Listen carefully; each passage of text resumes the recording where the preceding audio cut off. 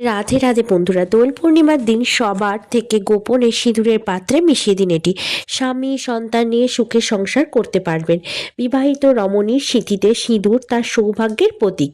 একজন বিবাহিত রমণী তার সিঁদুরের শক্তিতে স্বামী ও সংসারকে নানাভাবে রক্ষা করে।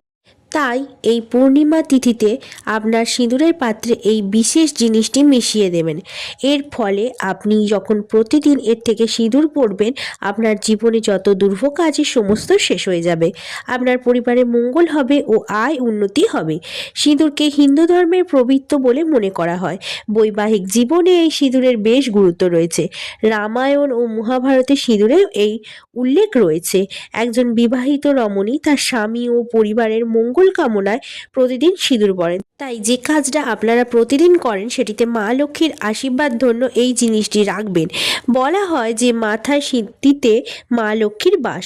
সিঁথিতে সিঁদুর দিয়ে মা লক্ষ্মীকে মাথায় ধারণ করা হয়। দোল পূর্ণিমার দিনটি খুবই পবিত্র দিন।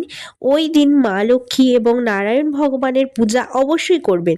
দোল পূর্ণিমা যেকালে একটি বিশেষ তিথি, তাই ওই দিন সকাল সকাল শয্যা ত্যাগ করবেন। বিশেষ করে সূর্যোদয়ের আগে ওঠার চেষ্টা করবেন।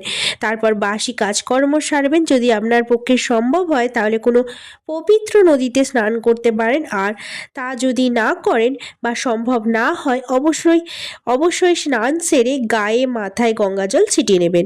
বাড়ির সদর দরজা পরিষ্কার করবেন এবং 1 ঘটি জল ঢেলে দেবেন। আর মায়ের চরণ চিহ্ন বা আলপনা সদর দরজা থেকে ঠাকুরঘর পর্যন্ত আঁকবেন, যার জন্য সেই বাড়িতে মা লক্ষ্মী সর্বদা বিরাজমান থাকবেন। তারপর শুদ্ধ বস্ত্র পরে মা লক্ষ্মী এবং নারায়ণ ভগবানের বিশেষভাবে পূজা করবেন। মা লক্ষ্মীর সামনে একটি অক্ষত পান ও তার সাথে মঙ্গল সামগ্রী দেবেন। মা লক্ষ্মীকে সেদিন নিজে হাতে সিঁদুর পরাবেন। আর যদি সম্ভব হয় তাহলে সেদিন মা লক্ষ্মীর জন্য নতুন আলতা সিঁদুর নিয়ে আসবেন। মা লক্ষ্মীকে যে নতুন সিঁদুর দেবেন তার মধ্যে একটি 1 টাকার কয়েন দেবেন। কয়েনটির মধ্যে একটু তেল সিঁদুর লাগিয়ে নেবেন এবং নিজেও মা লক্ষ্মীকে সিঁদুর পরিয়ে দেবেন। সেখান থেকে আপনিও একটু সিঁদুর নেবেন, নিয়ে পড়বেন। তারপর ভালো করে পূজা অর্চনা করে ঠাকুরঘর ছেড়ে দেবেন।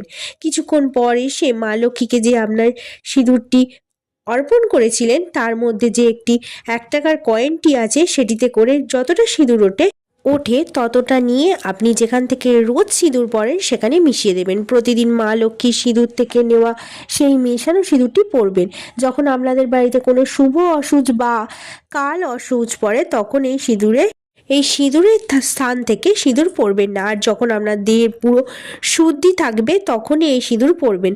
সিঁদুর পরার কিছু নিয়ম আছে, সেগুলি হলো কখনো ঘুম থেকে বাসি বস্ত্রেই উঠেই সিঁদুর পরবেন না। প্রতিদিন স্নান সেরে শুদ্ধ বস্ত্র পরেই তারপর সিঁদুর কৌটোতে হাত দেবেন। একদম ভেজা মাথায় সিঁদুর পরবেন না। আর বৃহস্পতিবার দিন মাথা ঘষবেন না।